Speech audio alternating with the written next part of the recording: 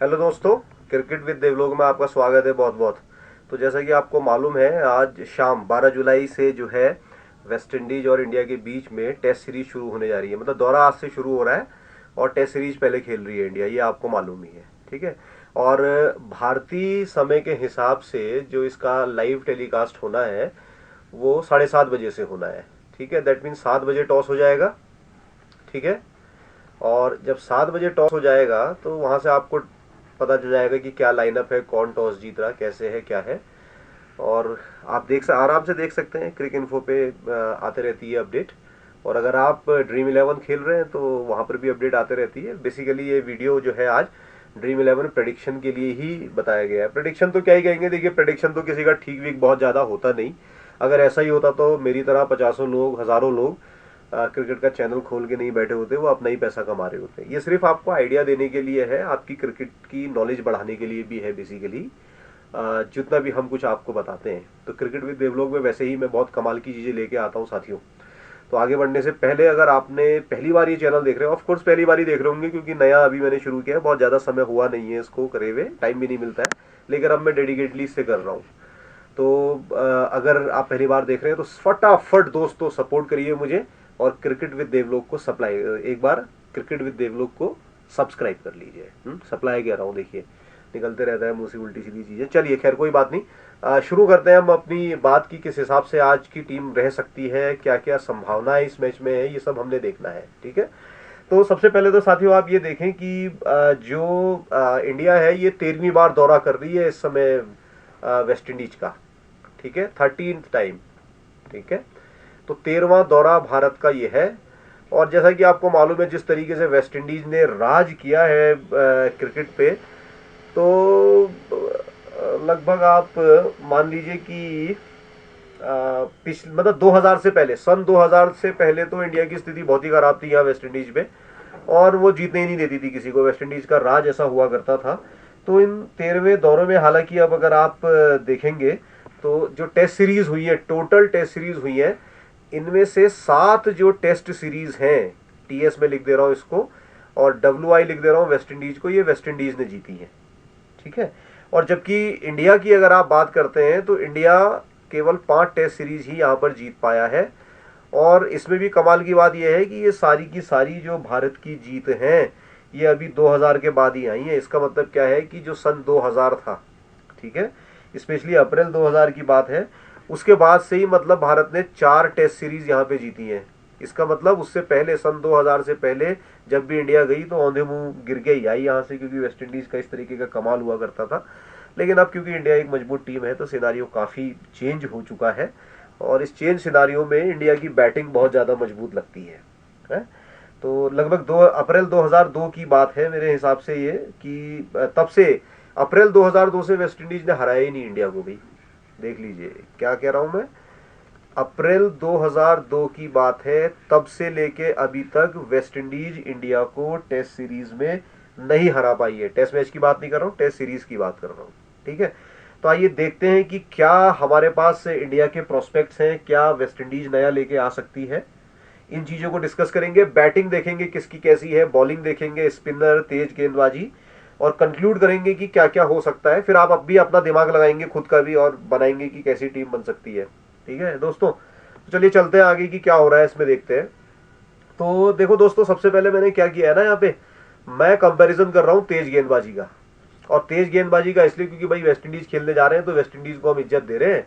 और West Indies की fast bowling आपको पता है कि शुरू से ही फास्ट, वेस्ट इंडीज की फास्ट बॉलिंग बढ़िया ही रही है।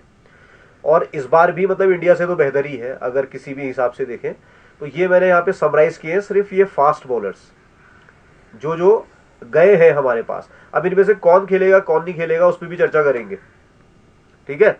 तो सबसे पहले तो देखो साथियों, इनका जो टॉप बॉलर है ना वो ये है कीमर रोच। ये कीमर रोच इनका टॉप गेंदबाज है और ये तेज भी है, बाउंसर से भी परेशान कर सकता है। ठीक है।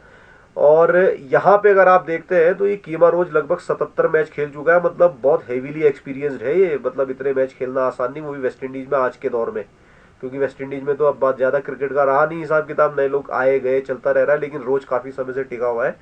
और 277 मैच में 200 सॉरी 77 मैच में, 200 नहीं कहेंगे, 77 मैच में 261 विकेट ये ले चुका है, जिसमें 5 बार इसने 11 विकेट लिए हैं और एक बार ये 10 विकेट भी ले चुका है। 4 विकेट की मैं बात नहीं कर रहा, टेस्ट क्रिकेट में 5 और 10 की बात करते हैं भाई। तो ये तो बड़ा जबरदस्त लग रहा है देखने में। तो ये आपकी हर टीम में रहेगा ही रहेगा कीमा रोच।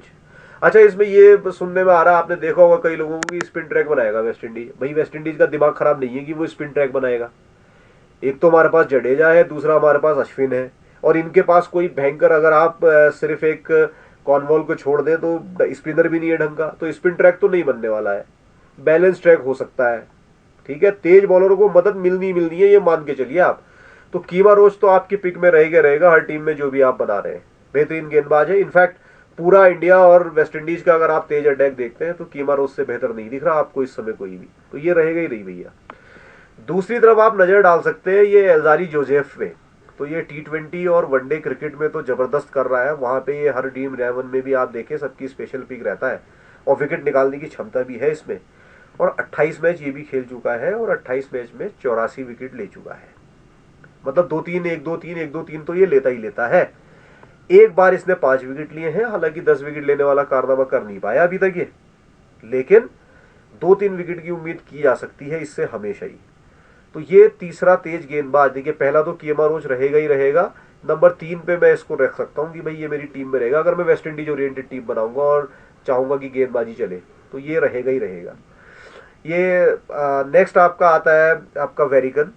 तो वेरिकन 13 मैच खेल चुका है, 41 विकेट ले चुका है।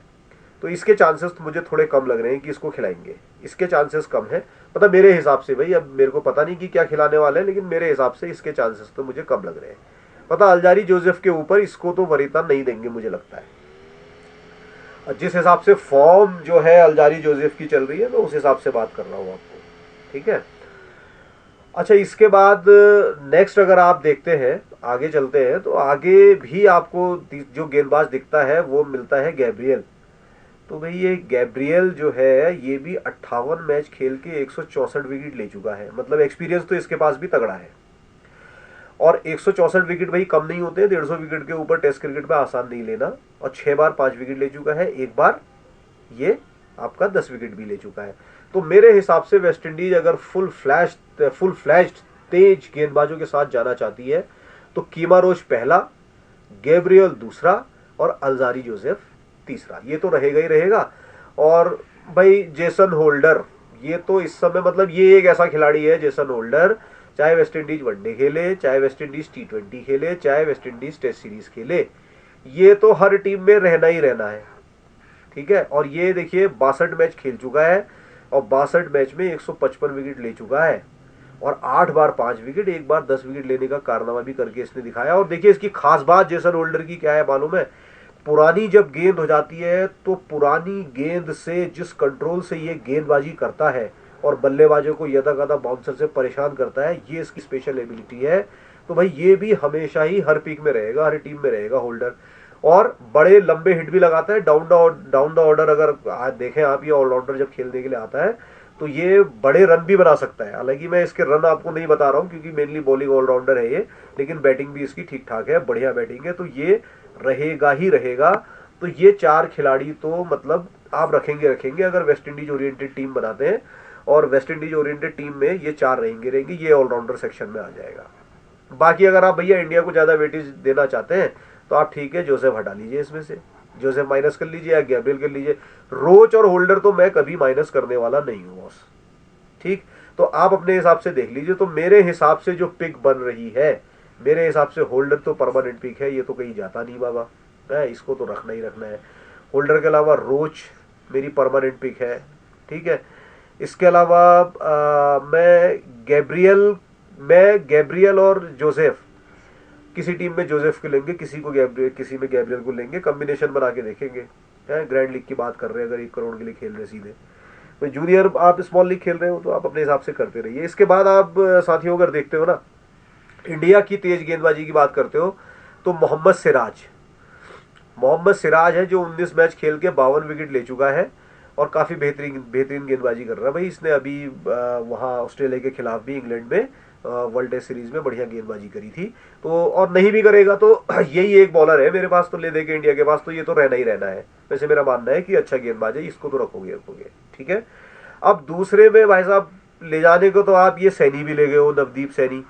इसकी तो इसको लाइन लेंथ का ही पता नहीं रहता कि भाई ये कहाँ फेंकेगा, क्या डालेगा है, और ये नया गेंदबाज है, खेला वेला ज्यादा है नहीं, ठीक है। तो इसका भी हिसाब किताब थोड़ा गड़बड़ी है। तो सैनी सिर्फ 2 मैच खेला है अभी तक, और 2 मैच खेल के 4 विकेट लिए हैं, इसको ध्यान रखिए।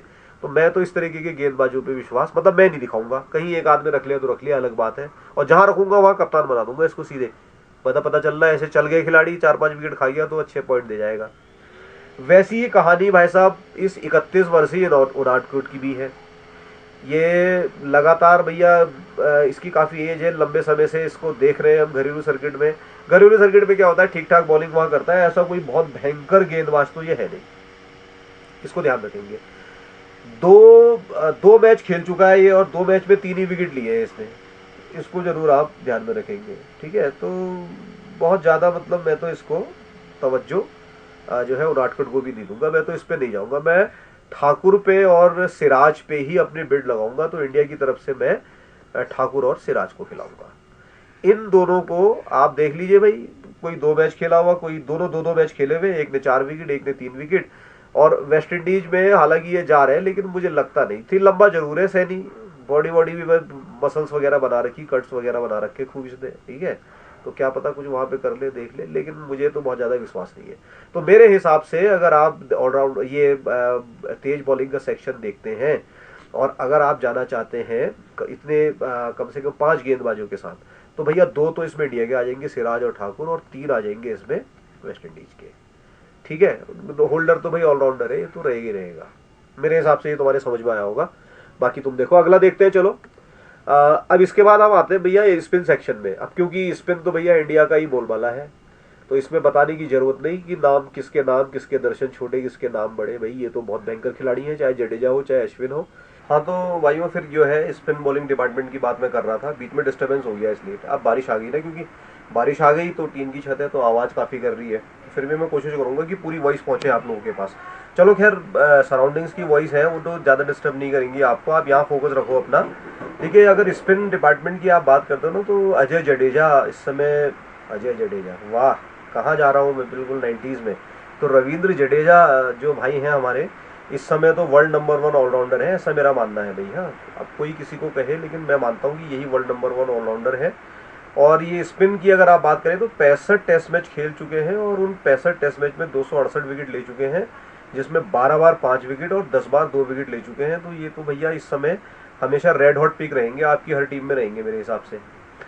दूसरा अश्विन है, रविचंद्रन अश्विन है, 92 टेस्ट मैच खेल चुके हैं, 474 विकेट ले चुके हैं, और 32 बार 5 विकेट खा चुके हैं, और 7 बार जो है 10 विकेट खा चुके हैं। और वैसे भी इनके साथ अन्याय तो हुआ है, वर्ल्ड टेस्ट चैंपियनशिप में इनको फाइनल में खिलाया नहीं इतने सीनियर खिलाड़ी को, और ये नाराज भी चल रहे हैं। तो इनको शायद रखा जाएगा टीम में, क्योंकि तेज गेंदबाजी उतनी मजबूत है नहीं हमारी ना। तो सिराज के साथ ठाकुर और ये 2, मेरे हिसाब से इनको तो रखा ही जाएगा भाई, है। तो स्पिन तो खैर हमारी बहुत मजबूत है, तो ज़्यादा डिस्कशन करने की जरूरत नहीं है। तो ऑब्वियस चॉइस सभी की टीम में रहेंगे। तो अगर मैं कहूँगा कि जडेजा को रख लो, तो आप कहेंगे नया क्या बता रहा भाई तू, तो इसमें ज़्यादा ध्यान नहीं देते। हाँ, वेस्ट इंडीज़ की अगर आप, मैंने पिक कर रखी, देख लीजिए, जडेजा और ये ऑलरेडी पिक किए हुए हैं ना। वीडियो बीच से थोड़ा सा गड़बड़ हो गया था, दोबारा शूट करना पड़ रहा है। चलो, अगर मैं बात करूं वेस्ट इंडीज की, तो एक ले दे के भाई 2 साल बाद, यानी कितने साल बाद इन्होंने अपना ये स्पिनर बुलाया है टेस्ट मैच में, जिसको रैकिम कॉनवेल के नाम से आप जानते हैं। ये कॉनवेल जो है 9 मैच खेल चुका है, प्रदर्शन ठीक ठाक है, 9 मैच में 34 विकेट ले चुका है, और साथ ही साथ 2 बार ये 5 विकेट ले चुका है, 1 बार 10 विकेट भी ले चुका है। तो इसका मतलब ये खिलाड़ी तो ठीक ठाक है। अब भी रहेगा ही रहेगा भाई, एक ही स्पिनर है, इसको तो रखना ही रखना है। तो वेस्ट इंडीज इसके साथ तो जरूर ही जाएगी, जब बुलाया है तो खिलाएगी जरूर। और इसको हल्के में मत लेना भाई, क्योंकि अगर इंडिया चौथी पारी खेल ली होगी तो ये कमाल कर सकता है, ठीक है। और सबसे इंपॉर्टेंट बात इस भाई को लेके ये है ना, कि इसने अभी यूएसए में, अगर आपको याद हो, अगर आप क्रिकेट ढंग से फॉलो कर रहे हो ना, तो अभी यूएसए में जो T20 लीग चल रही थी, वहाँ इसने 77 बॉल में 205 रन ठोक दिए थे। तो ताबड़ तोड़ बल्लेबाजी भी करता है। तो ये एडेड एडवांटेज है वेस्ट इंडीज के पास। हालांकि एवरेज तो इसका टेस्ट क्रिकेट में देखोगे ना 18 ही दिखेगा तुम्हें, लेकिन एवरेज पे ज़्यादा मत जाओ, आंकड़ों पे बहुत ज़्यादा जाना नहीं चाहिए, आंकड़े कई बार मिसलीडिंग भी होते हैं। तो कॉनवेल तो रहेगा रहेगा। तो स्पिन डिपार्टमेंट की बात इतनी है। तो चलो फिर, बॉलिंग की बात तो हो ही गई है, दोनों की, तेज की भी स्पिन की भी। अब देख लेते हैं बैटिंग। तो बैटिंग में भैया इंडिया की बैटिंग की तो ज़्यादा बात करना ठीक नहीं है, मैं सीधे वेस्ट इंडीज़ की बैटिंग की बात करूंगा। इंडिया हमको बताइए मजबूत है, तो उसकी बैटिंग के बारे में आप सब जानते ही हैं। तो क्या चलेगा मान लीजिए, देखिए सबसे पहली बात मैं करता हूँ ना, इस खिलाड़ी को आप देखेंगे जो इनका कप्तान है? ये ब्रेथवेट है आपका। और ब्रेथवेट 85 मैच खेल चुके हैं, जिसमें 5,349 रन बना चुके हैं। 12 शतक और 28 अर्धशतक इन्होंने लगाए हैं अब तक, और 212 का हाईएस्ट स्कोर है। इसका मतलब ये बड़ी पारी खेलने की क्षमता रखते हैं।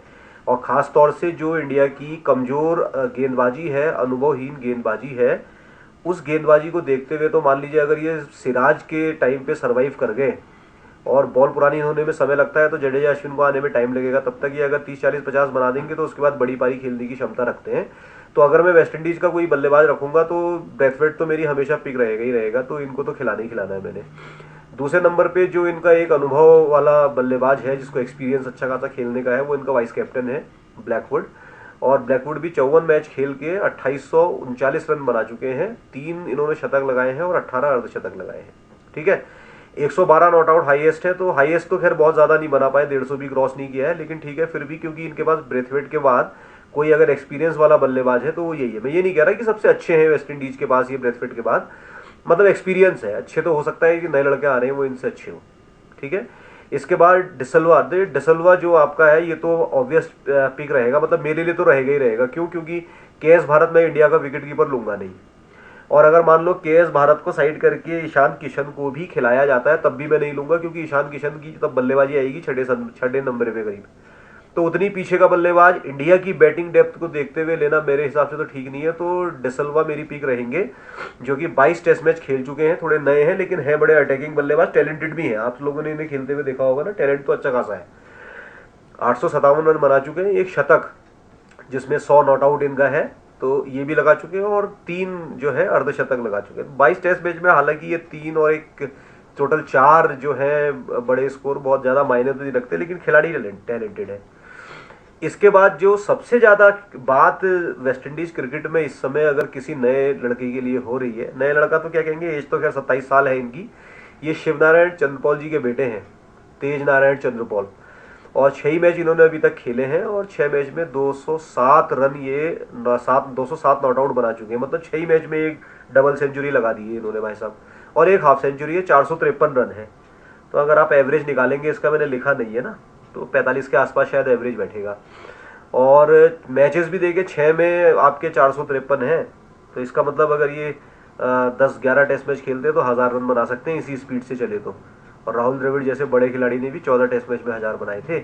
और ये अड़ाऊ भी है, ये एक एंड अड़ा के भी बल्लेबाजी करते हैं। इनका स्टांस बिल्कुल अपने पापा की तरह है, जैसे शिवनारायण चंद्रपॉल जी खेलते थे वैसे ही एग्जैक्टली ये भी करते हैं। ठीक है, तो दूसरी पिक ये हो सकते हैं। तो ब्रेथवेट और ब्लैकवुड, डिसिल्वा, ये 4। इसके अलावा किसी बल्लेबाज को बहुत ज्यादा मैंने देखा नहीं, मैं ज्यादा जानता भी नहीं, तो मैं तो इन चारों पे ही दांव खेलूंगा। और इनको ही अदल बदल के कभी भाई डिसल्वा तो रहेंगे ही रहेंगे, ब्रेथवेट रहेंगे, तो कहीं पे तेज नारायण चंद्रपॉल को खिला देंगे, कहीं पे ब्लैकवुड को खिला देंगे।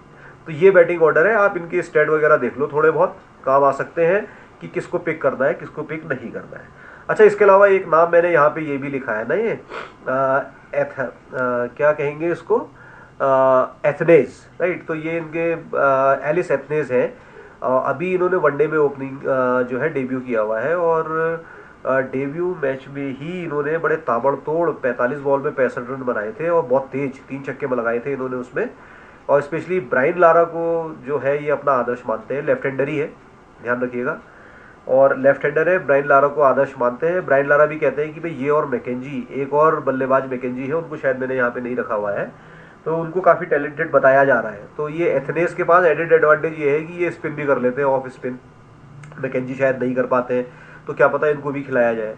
ठीक है, तो कॉर्नवेल के साथ साथ एक स्पिनर का तरह ये भी काम करते हैं। अब देखिए मैकेंजी या इनमें से किसी को खिलाते हैं तो क्या तब पता चलता है। अच्छा, इसके बाद अगर आप बात करते हैं इंडियन बैटिंग की, तो इंडियन बैटिंग में तो भैया आप देखिए जो टीम चलेगी वो कैसे चलेगी। मैं देखता हूँ पहले, मैंने लिखी है इंडिया की, नहीं लिखी है, अच्छा नहीं लिखी है, तो चलो लिखी नहीं है, लेकिन फिर भी मैं यहीं से बता देता हूँ आपको। इसी ये प्लेइंग 11 है, आप देख सकते हैं।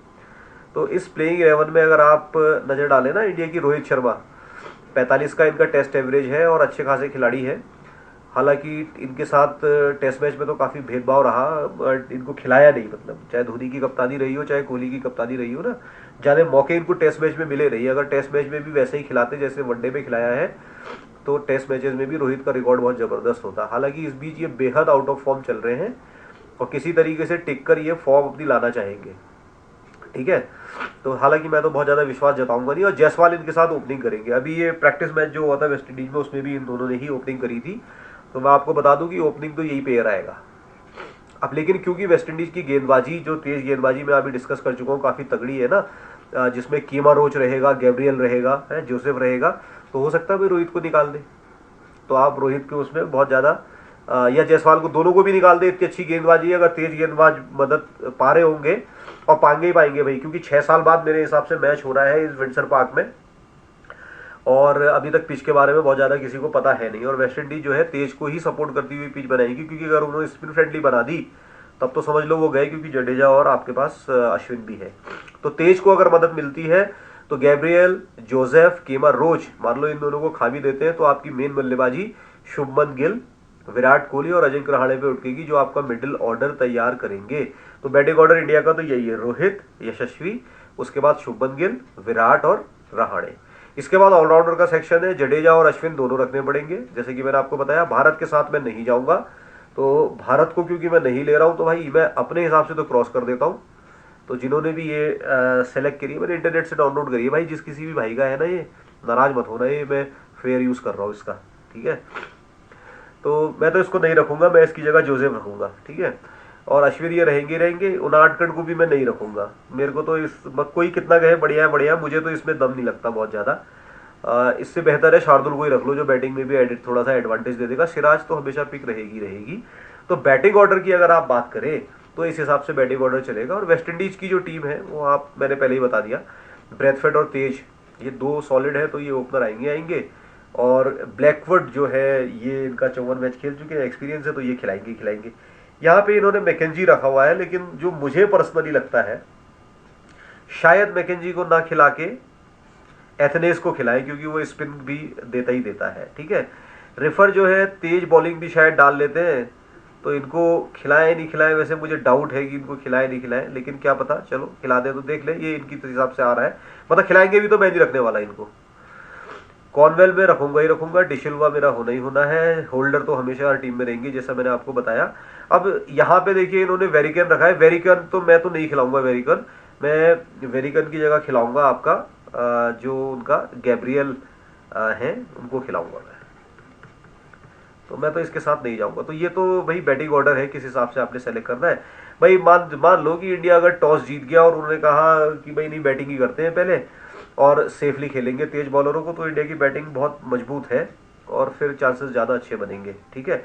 चौथी पारी वैसे इंडिया खेलना भी नहीं चाहेगा, क्योंकि हालांकि उनके पास स्पिनर बहुत बढ़िया नहीं है, लेकिन कॉर्नवॉल है तो सही, एक स्पिनर तो है ही है, ठीक है। होल्डर पुरानी गेंद से कितना ज़बरदस्त गेंदबाजी करते हैं वो पहले ही मैं आपको बता चुका हूँ।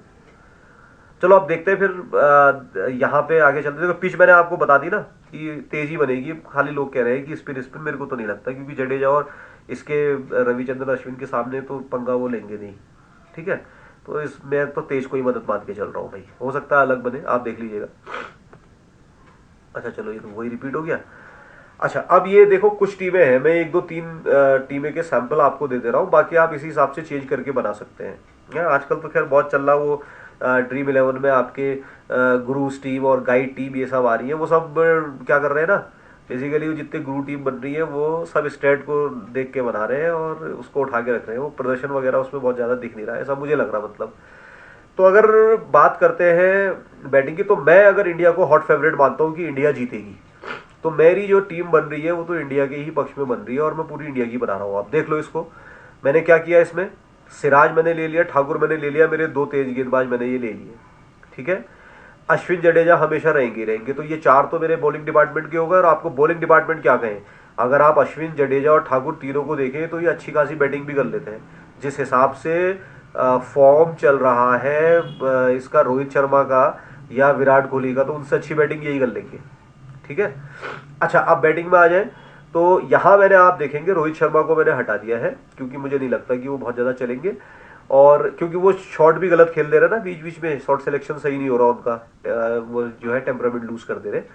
तो कोहली और रहाणे मैंने यहाँ पे लिए हुए हैं, गिल और जायसवाल लिए हैं। जायसवाल ओपनर आएंगे रोहित के साथ। वाइस कैप्टन बना रहा हूँ क्योंकि इस समय ये फॉर्म में अच्छे चल रहे हैं, छोटा ही लड़का है अभी, ज़्यादा उम्र भी नहीं है, अटैकिंग भी बहुत खेल रहा है, तो इसको मैंने ले लिया है। अच्छा, कोहली इसके बाद वन डाउन ये आएंगे आपके शुभमन गिल। शुभमन गिल भी रेड हॉट है बिल्कुल, चाहे कोई भी फॉर्मेट हो, टेस्ट हो, T20 हो, वनडे हो, सभी में ही भैया ताबड़तोड़ कर रहे हैं। तो ये खिलाड़ी तो आने वाला कोहली भी कहा जा रहा है, मतलब जैसे सचिन के बाद आए कोहली, हालांकि वो सचिन की जैसी लिगेसी तो नहीं पा पाए, ठीक है, शायद पा भी नहीं पाएंगे, बहुत फर्क है। ऐसे ही अब कोहली के बाद कह रहे हैं कि गिल है अगला टैलेंट, तो गिल और ये हमने रखे ही रखे हैं। विराट कोहली का पिछला वेस्टइंडीज दौरा बहुत खराब रहा है दोस्तों, और वहां पे ये बिल्कुल रन नहीं बना पाए थे, और ये भूलना चाहेंगे उस दौरे को, और ये नई शुरुआत करके उस कलंक को मिटाना चाहेंगे कि भाई मैं वेस्टइंडीज के तेज गेंदबाजों के साथ में नहीं चला था। तो ये ठीक करेंगे मामला, ठीक है। तो इनको याद रहेगा, इनके दिमाग में, दिमाग तो खैर इनका तेज है और थोड़ा गुस्सैल भी है ये, थोड़ा क्या बहुत ज़्यादा गुस्सैल है, उस गुस्से पे काबू पाएं, अच्छे से खेलें तो कर सकते हैं इंडिया के लिए बहुत बढ़िया। रहाणे ऑन द अदर है, वाइस कैप्टन इनको बनाया गया है, देखिए रोहित का वाइस कैप्टन इन्होंने बनाया है। और वाइस कैप्टन बनाने के पीछे सीधा सीधा कारण है कि ये ठीक ठाक टेस्ट क्रिकेट खेल लेते थे अभी, और बीच में इनको ड्रॉप भी किया गया था फालतू में, अब इनको लिया गया है और इन्होंने साबित भी करना है कि अगर वाइस कैप्टन बनाया है तो कुछ करना पड़ेगा। लेकिन पिछला जो वेस्ट इंडीज का दौरा था उसमें रहाणे ने 100 की ज़्यादा एवरेज से रन बनाए थे, 100 से ज़्यादा, 100 या 100 से ज़्यादा मेरे हिसाब से, तो आंकड़ों में मैं बहुत ज़्यादा नहीं जा रहा हूँ, लेकिन ये सबसे सफल बल्लेबाज वहाँ रहे थे। तो इनको वो यादें ताज़ा भी होंगी। कोहली तो भुलाना चाहेंगे पुरानी यादें, लेकिन ये याद रखना चाहेंगे और उसी को दोबारा से आगे चालू भी करना चाहेंगे। तो ये तो मेरी पहली टीम है और मैं बिल्कुल इंडिया हॉट फेवरेट मान के चल रहा हूँ और 8 और 3 का कॉम्बिनेशन ले रहा हूँ। अब मैं आपसे नहीं कह रहा आप भी ये टीम बनाओ, भाई आप हटाओ, आप ठाकुर को हटा दो, और क्योंकि मैंने रोहित इसमें माइनस किया है तो ठाकुर की जगह आप यहाँ पर केमर रोच ले लो या गैब्रियल ले लो, ठीक है। होल्डर तो मैंने रखा ही रखा है। तो मेरी एक टीम ये जाने वाली है, डेफिनेट है, ये एक तरीका है। और अगर आप भी इंडिया को हॉट फेवरेट मानते तो ऐसे ही करें। मैं कहीं पे अगर आपको लग रहा तो पीछे के किसी एक बल्लेबाज को हटा दो, जैसे मान लो रहाणे आपने हटा दिया, इसकी जगह रोहित ले लिया, रहाणे और रोहित को बना दिया, बाकी टीम सेम रखी, ठीक है। क्योंकि ये शार्दुल ठाकुर भी ना मतलब अंडररेटेड क्रिकेटर है वैसे ये, क्योंकि ये 2-2 3-3 विकेट भी कभी कभी लेता है आराम से, और तेज तेज विकेटों पे तो खैर ये है ही, कारगर साबित तो है ही। तो पहला तो ये है। दूसरा देखते हैं चलो दोस्तों। अच्छा, दूसरी टीम में मैंने यहाँ पर, अब आप देखें ये अल्जारी जोसेफ जो है इसको ले लिया है, हालांकि पिछली टीम में भी है क्या ये, नहीं पिछली में तो नहीं है। तो यहाँ मैंने ये जोसेफ को इंट्रोड्यूस कर लिया है। आप इसकी जगह कीमर रोच या जो है गैब्रियल को भी रख सकते हो। इसको मैंने इसलिए रखा है क्योंकि करंट फॉर्म जोसेफ की अच्छी है, शॉर्ट फॉर्मेट में अच्छी बॉलिंग कर रहे हैं और विकेट भी ले रहे हैं, और इधर इस बीच तो उन्होंने कुछ बल्लेबाजी भी ठीक ठाक करी है। शॉर्ट फॉर्मेट का ये फायदा तो हुआ ही है T20 वगैरह का कि हर कोई अब बॉलर भी अच्छी बल्लेबाजी कर ले रहा है। बाकी यहाँ पे आप देखें मैंने रोहित को भी हटा दिया है यहाँ से बिल्कुल, और रहाणे को भी हटा दिया है। ऐसा मैंने इसलिए किया है कि रोहित मान लो आउट ऑफ फॉर्म होने की वजह से निकल गए और गिल और जायसवाल टिक गए, तो कैप्टन वाइस कैप्टन मैंने इन्हें कर दिया। तो मेजर स्कोरिंग अगर इन्होंने कर दी तो फिर उसके बाद कोहली बचता है, तो रहाणे का मतलब होता नहीं, जडेजा और ये तो हमेशा रहने ही रहने हैं। तो दूसरी टीम मेरी ये हो सकती है। यहाँ मैं 7-4 के कॉम्बिनेशन से चला हूँ, ब्रेथवेट को मैंने यहाँ भी नहीं छेड़ा है, ठीक है। आगे देखते हैं। ओके, ये फिर लगभग वही टीम है, यहाँ पर भी मैंने वैसा ही हिसाब किताब कुछ रखा हुआ है। अब देखिए यहाँ क्या हो रहा है ना, मेरा 3 जगह ये ब्रेथवेट रिपीट हो गया है, ब्रेथवेट 3 जगह रिपीट हो गया है। तो अगर आपको लगता है कि ओपनर है, क्या पता सिराज निकाल दे, तो आप एक आध जगह इसकी जगह तेज नारायण को भी रख सकते हैं, चंद्रबॉल को, ठीक है, या जो है आपके ब्लैकवुड को भी रख सकते हैं। लेकिन मैं तो खैर इसी के साथ जाऊंगा, मुझे ज़्यादा विश्वास है इस पर।